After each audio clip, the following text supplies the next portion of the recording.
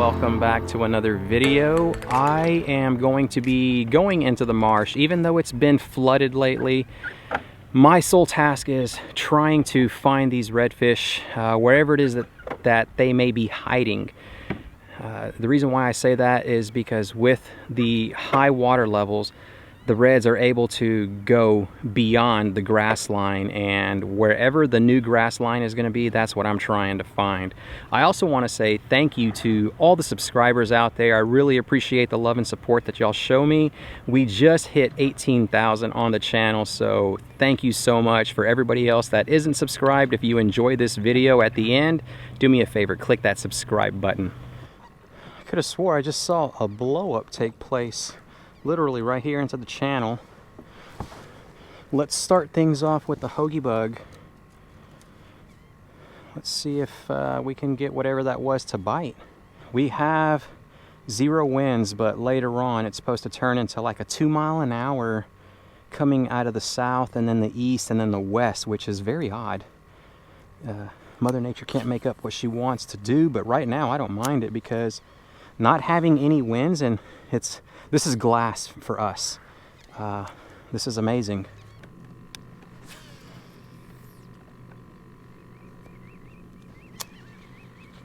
Oh, look at that. On the drop. I figured eventually we would hook into something if we downsized our spoon, and it is a baby little speck. There we are. Tiny little fella. There's a lot of alligator gar out here. Wish I would have brought the cast net to get some mullet, get something like that, and boy, we'd have a dandy of a time trying to reel one of these big behemoths in on this ultralight. Oh yeah, that is one way over there. Just saw his back come out of the water. I'm not going to go all the way in. I'll fan cast the entire area if I can get over there fast enough. So let's try not to mess this up, because that is the true 100% sighting of a nice sized donkey. And the first one, I might add, that actually gave himself away. I spooked one so far, but there was nothing that I can do about it. Oh, it's getting shallow right here, so we've got to slow ourselves down. The kayak will do that on its own.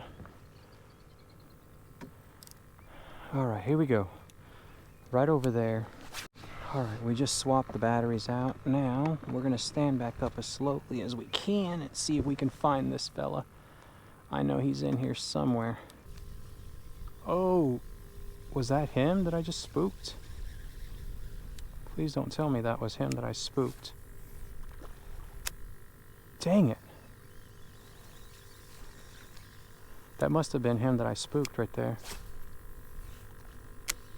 There was 2 reds, I think it was 2, that were blowing up. They were like slurping down. They weren't actually just like coming up and blowing up on them. They were just slurping down the way a trout sounds whenever they're sucking down minnows in the open water or something like that. That's what it sounded like, just a big strong slurp. Alright everyone, I'm at my wit's end with GoPro. I just had some epic footage, and right behind me there's a school of reds that I cast on. I was able to land my first keeper of the day. It was a 20 1/4 inch, nice pumpkin color, but I'm at my wit's end with the GoPro. It turned off on itself. I had the same issue yesterday whenever I was out there kayaking the jetty, and I don't know what to say aside of, GoPro, can you just please design a product that will allow you to record full time, because that's what I do. I don't know when the fish are going to bite, so I constantly film on a loop, and this GoPro, I'm going to assume, gets so hot that it just turns itself off. GoPro, don't allow us to film as such. Here I am. I depend on your camera for my livelihood. That's what pays the bills, and I can't even depend on it, so I use that term loosely. God, I just cannot believe this. Catching fish has been hard lately, and I need every one to count. I'm just completely frustrated. I'm not going to give up. I'm going to continue chasing this school down, and hopefully I will be able to present y'all with some footage of the school that is behind me if they've regrouped. Let's find out.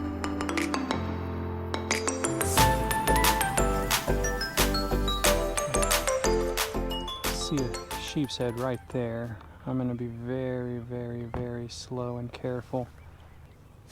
Let's see if we can get this guy.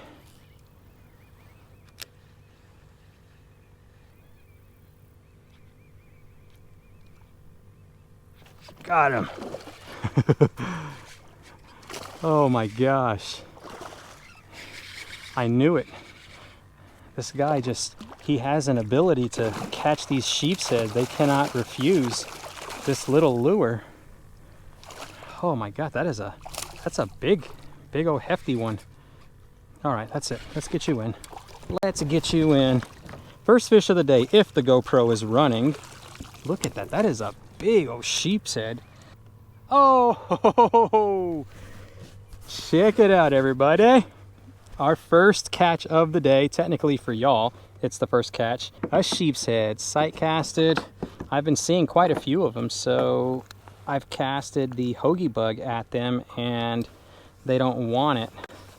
I swapped out the silver spoon that I was trying to cast inside the bayou for trout. I swapped that out for this right here because this is a proven performer. If y'all want to sight cast sheep's head, or if you just want to catch a sheep's head, period, try these lures out. They're going to be linked in the description down below. There we go. Yeah, so they're Amazon affiliate links, and I earn a small commission if y'all purchase anything when you go to Amazon. Look at this guy. That is a big old sheep's head. Look at that, 18-inch sheep's head. Not bad at all. 18 inches. I'm pretty sure we're going to see more of your family members. For the ones that I don't see, tell them I said hi. Like, seriously, everyone, y'all don't know how excited I am to know that I finally got a fish captured on the GoPro. It is nerve-wracking whenever you're trying your best and you're catching fish, but the GoPro is just killing itself without even warning you. I mean, at least give me a warning beep, and then I can switch the battery out. My batteries are dying prematurely, and I hate that. I'm gonna probably go to Best Buy and purchase some more so that I don't have to worry about this, and I will never use those other ones again until after I have an opportunity to test them. Let's see if we can catch a few more sheep's head. I've been running across some redfish, a few schools. Let's see if we can tangle up with one of those as well. This right here is my last and final lure swap. I'm done. I have been humbled. This was a good old-fashioned beatdown. Although I did catch fish, it doesn't feel like I did. It feels like I just got my butt just pummeled by Mother Nature, not by the fish. I'm pretty sure the fish feel all sloth-like just the way I do. Oh my gosh. I've got to get some water in me really fast, so that's the main reason why I'm not going to be switching lures anymore. This is what I'm going to end with. If we catch another fish, well, I will consider myself to be super lucky. And if I don't, well, I'm just super lucky that I got a good old-fashioned beat down so that I can hurry up and go get some water. Hope I don't die of a heat stroke. It is hot. I don't know what the ambient temperature is, but the water temp is 93 degrees, so that is hot. I'm fishing in the middle of the bayou right now.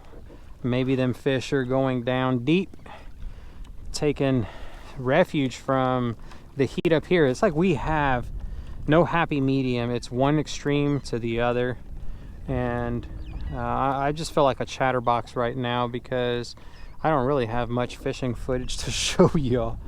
Between the GoPro and then the fish just playing hide and seek, those guys are world champions right now because I cannot find them. Whew. All right, let's finish this up strong. It's now the next day of what y'all just saw yesterday, and I feel completely rehydrated. I will never ever forget my water inside the truck. That was just absolutely horrible. But because I was stubborn and I knew the fish were there, I kept trying and trying and trying, which was a slippery slope that I fell off of. As the day progressed, it got extremely hot. I want to say it was like 95 degrees, and the water made it all the way up to 94. I think it was like 93 the last time I had mentioned it, but as I was getting off the water, it was about 94 degrees, and it was just completely hot. A lot of y'all may ask, hey, why didn't you go fishing in the 120 PDL? It's quite simple. On the Outback, I have a Lowrance on it, plus I have the power pole on the Outback as well, which in order to make the 120 PDL like the ultimate marsh machine for me, I need a fish finder. I have to be able to see my trail that I'm taking, and I need to know what the water temp is and the depth, because without those, then it's just going to be really tough. Plus, without the power pole to stop and to stop myself from drifting over a school of fish, or just continuing to drift or forward momentum, when I see a red, I need that power pole to stop. So until there's a way to put those on this watercraft right here, then I'm not going to be able to, or not that I'm not going to be able to, I'm not going to want to take the 120 PDL out there into the marsh. Now, if my son is with me, I have no choice. Y'all will see me do that. But that's it. That's all I have for y'all. Unfortunately, it was just one of those videos where you see me get my butt handed to me, and that is what happened yesterday. I hope you enjoyed it, and until next time, tight lines, y'all.